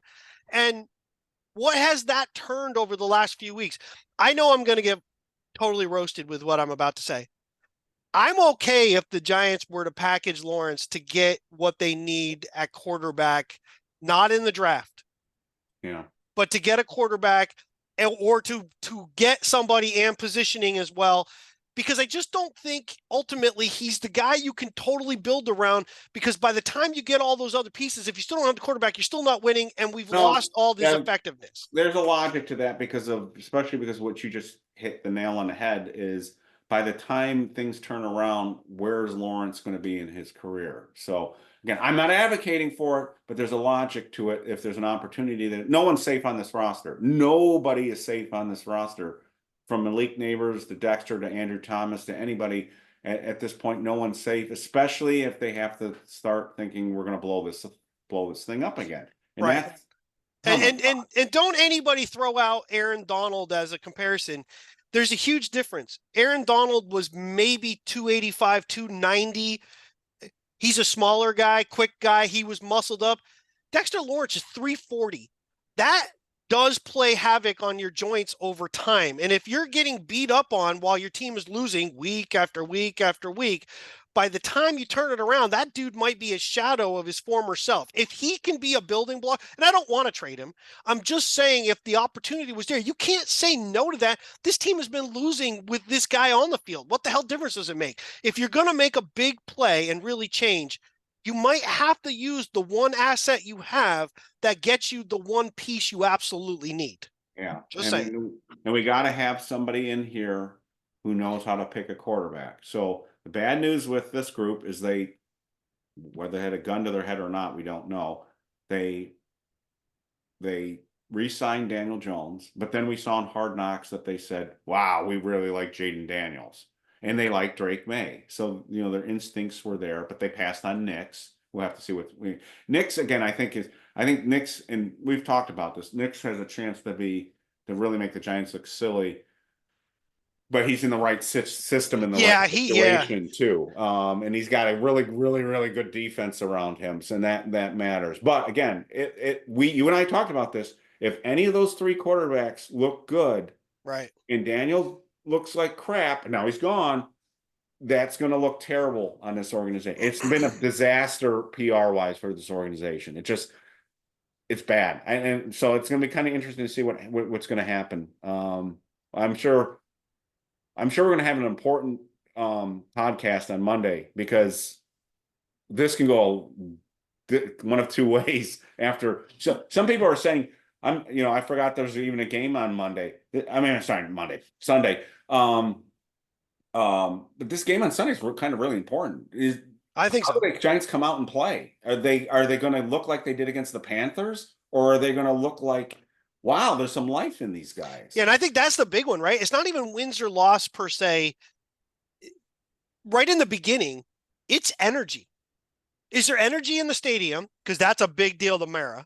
Is there energy in the stadium because Tommy's starting? Do we make some plays? Does Nabers look like a guy all of a sudden that you drafted? Does Wandell all of a sudden make those third down catches that go for 10, 15 yards instead of 6 and coming up a yard short because you threw it low and he got creamed? Or the ball got placed where he could run and it turns into an 80-yard. Exactly. And then there's one other piece that's really, really, really, really important. Does Jalen Hyatt suddenly come back into play where he's getting passes thrown to him down the field and he's making those catches? Right, all of that. If Hyatt starts producing, then you got to say some of what was holding him back, and he's got a lot of things that he needs to work through because he's kind of a soft player, but it's still a matter of how fast do you run if you know the ball's not going to come to you? But how fast do you run when you think the quarterback might throw it while I'm still 10 yards from where I would normally be when they're going to throw it? I got to sprint. So let's see that energy. Let's see what happens. I don't think Tommy DeVito's the greatest thing under the sun. I don't even know if he's competent. But guess what? The 49ers did not know Brock Purdy was going to be a good quarterback till they were forced to play him. Right. And the system. Kurt Warner wasn't a good quarterback until the Rams were forced to play him. Think of that. The system sometimes, and you nailed it just a minute ago. We talked about it over and over again. And it's why I argue with people. I don't care where we draft. It's who you draft. If Josh Allen suddenly came out this year versus when he came out, of course he'd be the number one pick because everybody knows how great he is. Right. But they didn't then, though. People didn't know Lamar Jackson was going to be great either. And by the way, he wasn't a great passer, so it's not hugely unrealistic to think that a lot of teams were going to pass him. They didn't know. Brock Purdy, if he were to come out in the draft now, if you knew what you knew, he's not going in the 7th round. He's going way higher than that. Right. But it's the system he plays in. If you took Brock Purdy off the 49ers and you put him in the Eagles system, not the same thing. Not at all. He's not running any of those plays. They can't do the tush push. He's not going to take those big hits. He's not going to run. He's got to throw, and they don't do timing patterns. The 49ers do, but we don't know. Daboll's system has yet to have a quarterback other than really Daniel Jones or forced to play DeVito, who was raw as can be, and Tyrod Taylor. Let's see. And the one thing, unless it's changed and it was, again, just something different, we know based on last year, DeVito will throw the football down the field. He'll drop back. He'll hold on to the football and take some sacks he shouldn't take, but he'll drop back and he'll let it rip. So like you said, perfect example was Jalen Hyatt. Jalen Hyatt better be ready to get the ball because if he's on the field, they're gonna throw to him or Slayton or whatever. He's gonna let it rip down the field. And there were some throws in the preseason that DeVito made that Daniel Jones doesn't make. You've brought it up before. The Yeah. little wheel route they did there Yep. Gray Yep. was a perfect pass that Daniel Jones can't make. So there are No. some throws but we'll see. We'll see. Again, you and I said, give us something to watch. Now we have something to watch. I think the Giants fans that show up in the stadium will be fired up because they'll have the local kid playing, and as long as they don't throw an interception on the first play. But the other thing is, again, it sounds like I'm making excuses for Tommy. Just remember, this is the beginning of Tommy's career. This is, he's going to make mistakes. He's going to screw up. Sure. Maybe the end of Tommy's career. We don't know, but Daniel had 6 years. Give Tommy 7 games at least. And if Daboll is a quarterback whisperer, then we should see what he can get out of a guy who can do what he wants him to do. He might not be the greatest athlete, so we might have to move away from some of the heavy run stuff that Jones was doing. But I think we were doing that because we didn't want him to throw. Yeah. But if he hits a couple of guys in as they come across in motion and they can catch it and move forward, that's just such a different feeling than turning around and getting cracked after 5 yards. You know what would be the final kick in the nuts in a way would be, it wouldn't be, but it would be, is if DeVito comes in and the Giants finish 5-2. And people are going to go like, oh my God, what were we doing the first 10 games? 10 games. So again, I'm not predicting that, but this could, because in a way it would be good because you'd say, well, I'll see if we have a decent even just an average quarterback, Daboll can do this. So in a way you'd be kind of like, okay, but at the same time you'd be like, well, why the hell? And the last thing I thought before my last comment too, I know I'm throwing a lot out there, is I think we have to all be realistic and admit that one of the reasons, though, that this went down the way it did is legal. There's probably a legal reason why the Giants did not bench Daniel earlier because of the concerns about him then alleging, which would be true, that they benched him because they didn't want to get stuck with the $23 million hit. So I think that had to be a factor in some of this. Is it couldn't be that obvious. Look, let's be honest. It wasn't a football decision here, too. If it was, they basically said they went from Daniel was our guy for 10 weeks to making him the fourth string quarterback behind a guy they signed off the street and then having to play safety in practice. So this wasn't just a football decision. It wasn't. The decision was what you and I have been saying. There's a huge risk playing Daniel here, and we're gonna get smoked with another $23 million cap hit if he gets hurt. But if they did that, the league has said you can't do that anymore. There had to be a legal element to this too, in my mind. I think the writing was on the wall too. The second the Giants signed a quarterback to the practice squad, I'm like, you already got 3. So you knew it was coming. And the other, and I think you're onto something there. But again, I also think it's because he was going to go from first to third. If he wasn't going to go second, if you take him out, and we talked about this before, when you remove him, it's one thing to do it in game, which I was really shocked when they did it in game and then put him back the next week, because I kind of thought, well, that's it, and then they came back to him. But if you do it leading into a game and you take him out, he's done. There's no going back on the field. If it was purely a football decision, though, I think you could have moved him to second.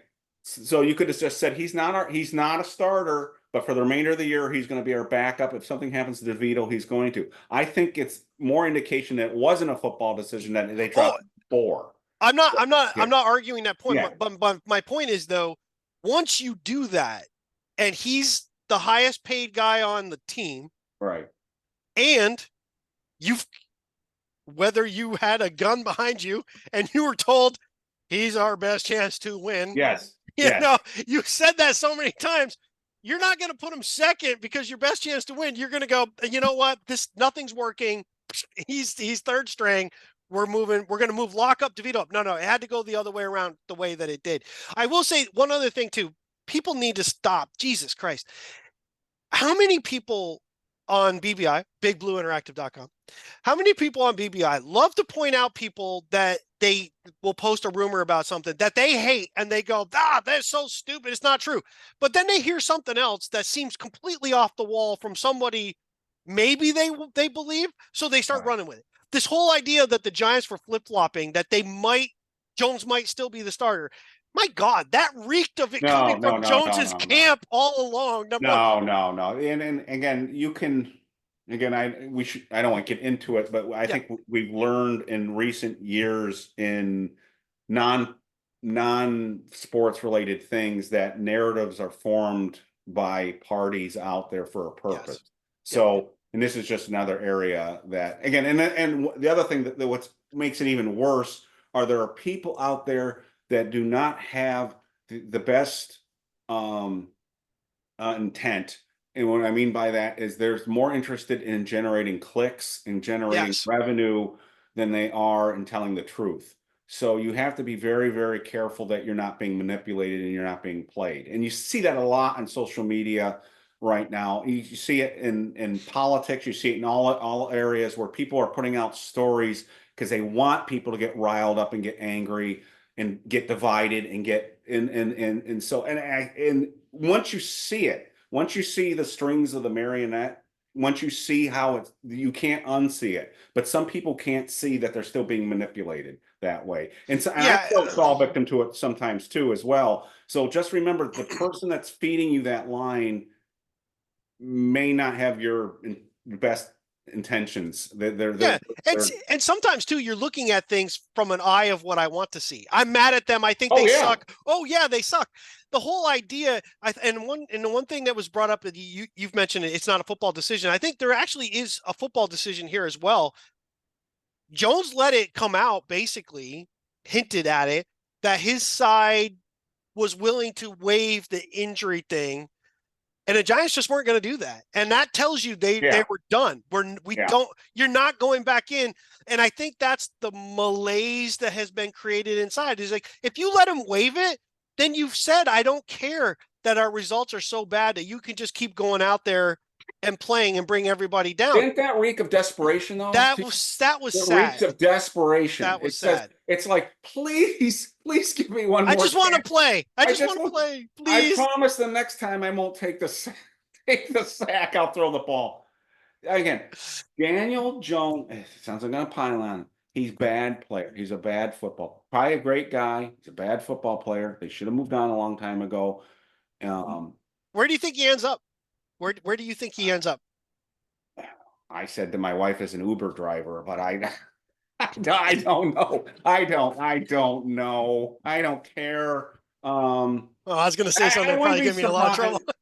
I wouldn't be surprised. I'd be surprised if he went on to have a decent career. But the quarterbacks, this league is so devoid of quarterback play. But again, the thing with Daniel is who wants to sign a quarterback who can't throw touchdown passes or won't throw touchdown passes?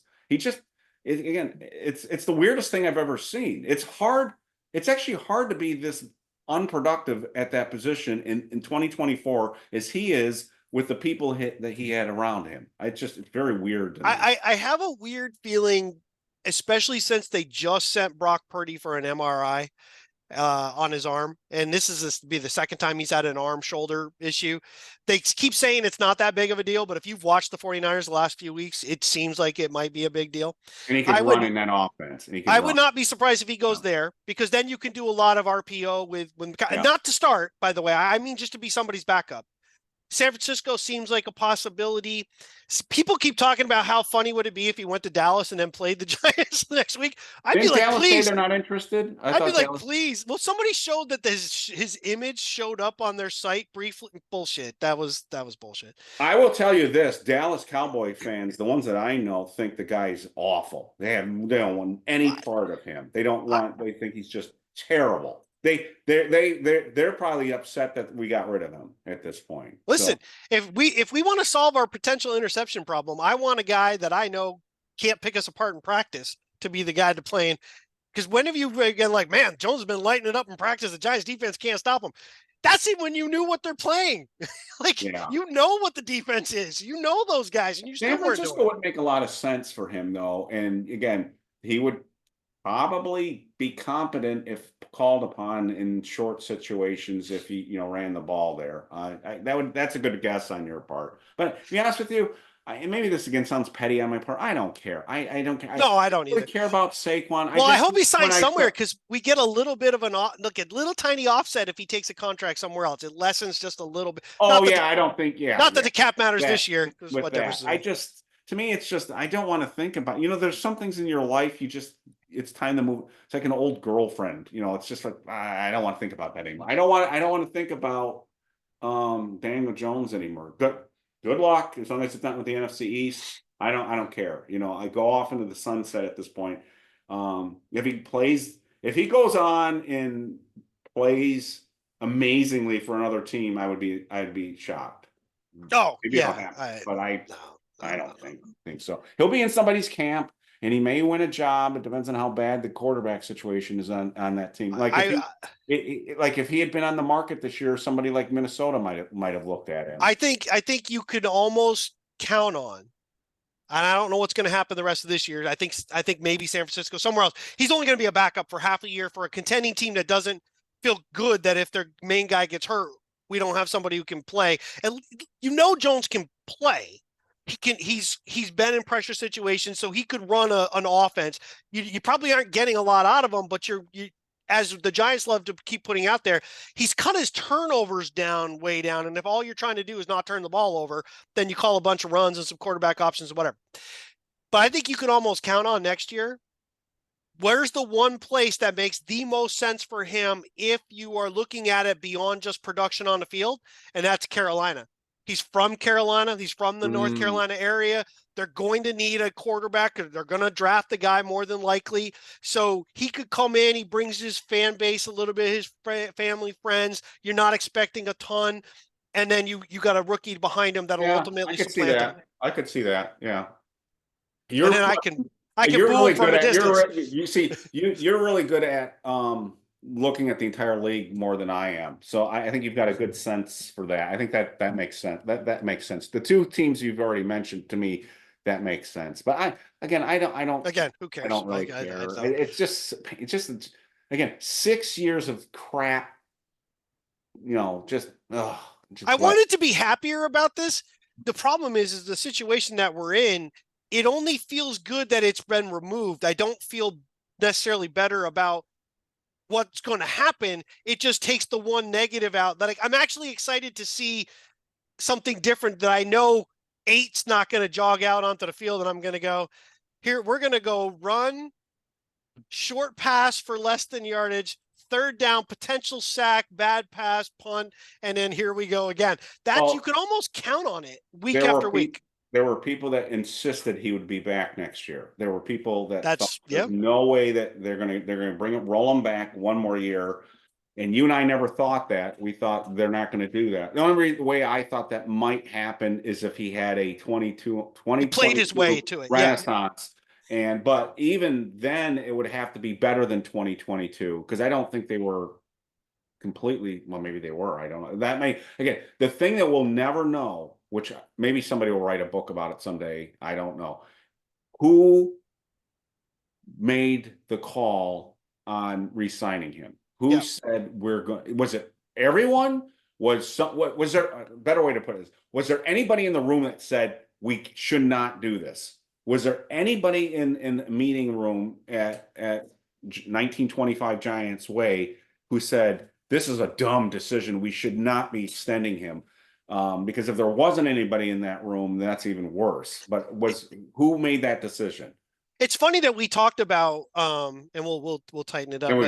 We talked about at the time too that in reality this was a 2-year deal if he doesn't play his way in it, and that's exactly what it turned out to be. Didn't even finish the second of the 2 years.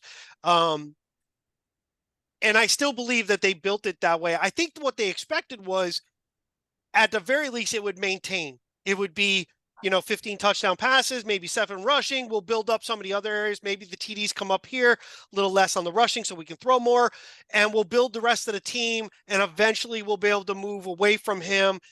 But that didn't happen. 23 was such a disaster. You had to fix so many different things. I think the wheels just fell off, but the 2-year thing came into play. The Barkley thing complicates it because you franchised and kept him and then allowed the bad year to happen. And then you let the guy who was still your franchise player leave and you kept the really expensive quarterback, but you were already tied in. So anyway, it doesn't matter. One thing I'll say, and I've been thinking about this in now looking back on it, I think I made a mistake. I kept thinking the Giants, if they built up around Jones, that his play would rise just because of the other people around him. I'm beginning to wonder if his play in 22 wasn't what it was because of the fact that the other guys weren't really known players either, right? So there was nobody on the Giants that anybody was going, we got to single that guy out or that guy out other than Barkley. It's possible, yeah. So like there was an element of surprise to the Giants offense. Like when Isaiah Hodgkins had that run, no one focused on him. And so what I think is, but if you think about it, right, everything gets pulled in slightly. So the reads were easier. You're throwing to some guy. We didn't do a ton. We didn't make a ton of stuff. That's without a doubt. We know that happened. It was very simple. Yeah. And now you open the playbook, right? Here you go. You get Nabers. You're trying to open the playbook, and all of a sudden you're going, holy shit, this guy cannot throw the ball down the field. But they should have known that because of practice and having their hands on him all through 2022. The coach, that's the damning thing. The coaches, there's no excuse for the coaches.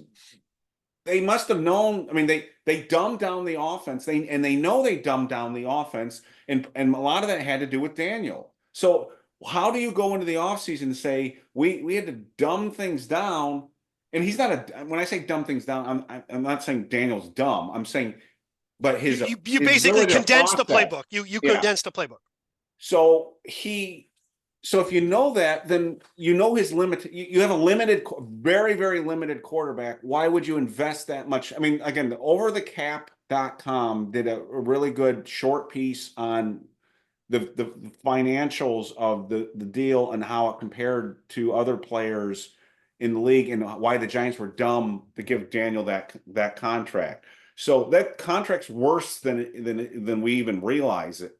They should. Why would you give him a contract to a quarterback that you said is limited? Is my question. So that's what makes me really nervous about Schoen and Daboll. If they made the call, if they said we're okay with this, then I'm really worried about them.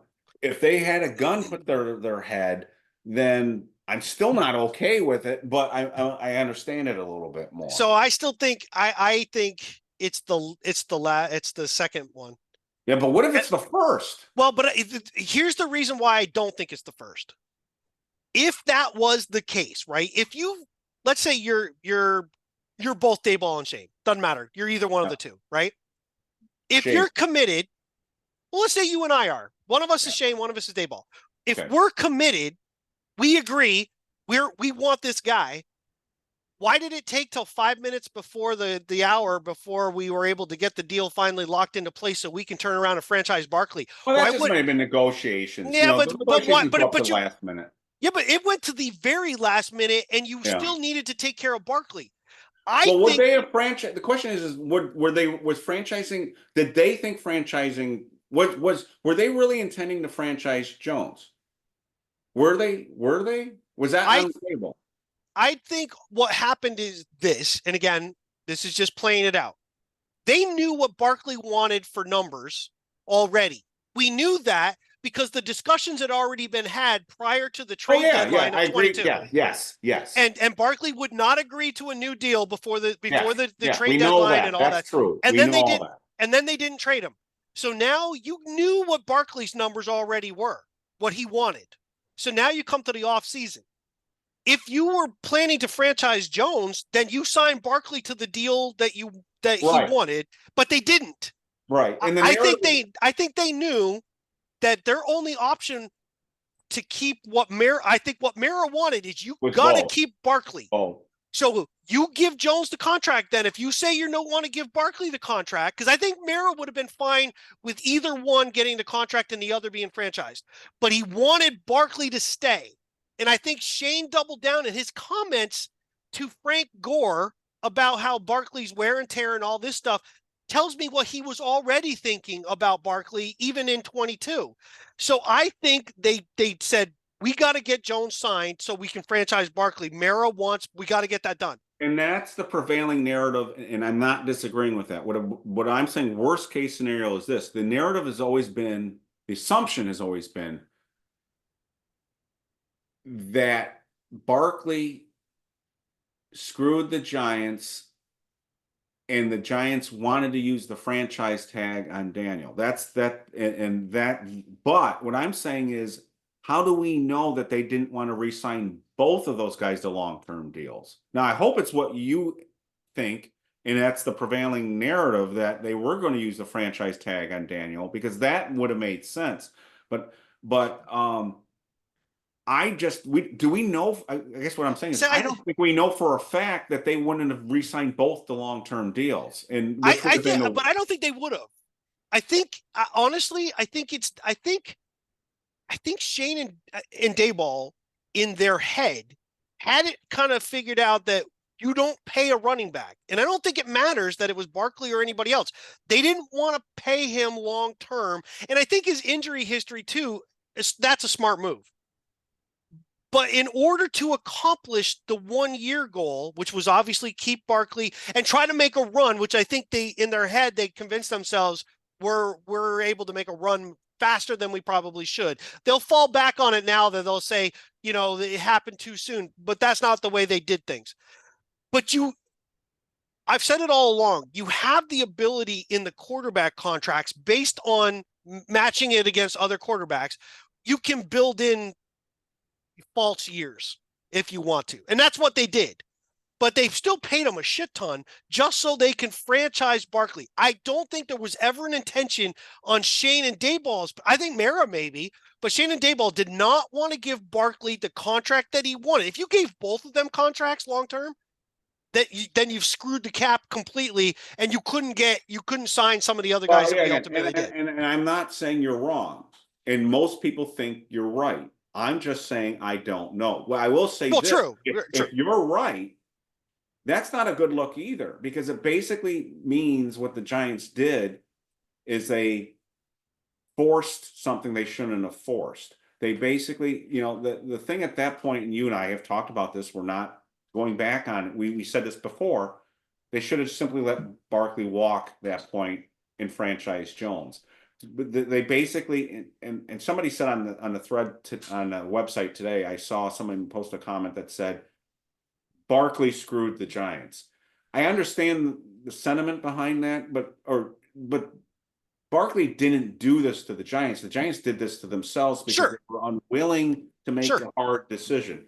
They should have, when Barkley said no, they should have said what they did this offseason and said, we want to keep you. We'd like to have you remain a Giant for life, but the numbers don't make sense. Goodbye. And then they franchise, and then you franchise Jones. What they ultimately did is I don't want to use the word panic, but they kind of panicked, and it's a horrible business decision, and it may cost, I would say there's a greater than 50-50 chance it may cost them their jobs. So they it's a horrific decision. Battles are often won or lost before the battle starts, and they lost the battle when they re-signed Jones, because it was dumb. They threw $160 million at a guy that they had to dumb the offense down for, and who they probably still weren't 100% sure about. Mara might have been 100% sure about because he's a good guy, and whatever. I want to finish up with this. I don't get why anyone in the Giants front office thinks Daniel Jones is owed some sort of special treatment. He's done nothing for this team. They've more than adequately compensated him for what he's done. Why are we treating this guy like he's some royalty from the team? He's not. And no one's. God bless anyone who wears a Daniel Jones jersey ever again. I mean, I don't. I think you own one. I have to. Well, I bought 2 his rookie year. No, I admit it. I bought 2 his rookie year. So really but funny. I don't think you're going to be caught dead wearing one out in public. No, I don't think I've actually worn it anywhere. Period. I did. It's really funny, and I'll say this real quick, and then we'll wrap it up. Yeah. So Daniel Jones against Washington in a losing effort won Good Morning Football's Angry Runs thing, and they made a T-shirt. So jokingly, I bought it, and I was gonna wear it. Oh no! I was gonna wear it after this episode with it, after the Carolina game, because I was gonna be like, and then I was gonna wear it today. You should have worn it today. I was gonna today to go. If this does not epitomize his career with the Giants, you should have worn it. What did he win? An angry run, because the dude will never win some sort of passing. Yeah, you should have worn it today. So I still have it. I'll break it out. I'll break it out. Well, but all right. So that said, we'll end it here because there's a lot we still can talk about as we move forward. So just so people know, we were going to have Dan Duggan on. I moved it because I know you were coming back, and it would be too condensed, and it was a busy, and because he got released that day, we had already agreed before that. Yeah. His day was going to be really busy, and I was kind of like, nah, that's asking a lot for a short time. So he'll be on. It might be our next episode, or it might be the episode after, but Dan's going to come on. We'll bring some other people on. We're going to have to start talking to Cy again and Colin, and start looking at quarterbacks and other stuff. Yeah, and Colin reached out from Great Blue North Draft Report, and he wants to come on and talk quarterbacks. So. Nice. I'm all for it. So, yeah. But we'll do an episode before the Cowboy game. I'm thinking maybe Monday or Tuesday. You and I will make sure we can agree on when it's going to be. But we're back. We just had some vacation stuff, and we each have different things going on. So I needed a little breather. And Larry and Matt Matt want to come on and talk Giants history with us too. So that'll be cool. And if you've ever seen Matt post stuff on X or Twitter or whatever the hell you want to call it, former Giants comment back. He's got an army of Giants. Yeah, he's got all-time greats following him. They love him because of the stuff that he posts. So that's why I think Larry and Matt would be perfect. I think you and I just need to sit back and listen to the two of them. Yeah, I know a lot of stuff, but And I'm trying really hard to get Carl Banks keeps kind of hinting that he'll come on, and I know he's a lightning rod right now for a lot of people who think he's a shill for the organization. But you know what? The guy knows more about football than almost anybody that we could possibly bring on. So I want to talk to him. I'm curious. I don't agree with everything that he says, and I think it'd be fun to get him on. But we're going to focus a little bit more on just kind of the players of the current team as we end the year, and then I think our offseason is going to be really awesome. We're going to have a lot of stuff to do, which sucks in a way because we've become the Washington team. We're going to win the offseason, baby, but at least it'll be interesting because who knows? I mean, if Bill Belichick, and I'm not even for him coming on, but if he were to come on as a Giants head coach, I mean, the amount of just things to talk about, or Mike Vrabel, or if we stick with the coaching staff, but we go get a veteran quarterback, which I'm still think I know who it's going to be. I'm all for that. So I think we're just going to have a lot of fun for the rest of the year. But last thing real quick, what do you think is going to happen this Sunday? What are you hoping to see Sunday? I haven't given it a thought, to be honest with you. So I think the crowd's going to be pretty excited early on. I'd be curious to see how many show up, if it's going to be full or not. But I think if they come out and actually do something early on, it could theoretically build. The defense get excited. Like you said, Malik Nabers might get excited. But if they come out and throw, there's an interception or a fumble or something like that, and it could go the other way. It could go. So what I'm saying is, I don't know. I have no idea. But I'm curious now, because before I knew what it was everything was so predictable with this. We knew what was going to happen. You and I knew what was going to happen in Carolina. And right. We talked about Bryce looking better than Daniel. But now I don't. Now I'm going to turn on it because I'm not going to know what's going to happen. I'm going to be like, yay, or I'm going to be like, you got to be kidding me. I don't know what's going to happen. The first offensive play for the Giants is going to be a play action pass. It'll be a fake handoff to either Singletary or Tracy, whoever's starting. I don't know who that's going to be.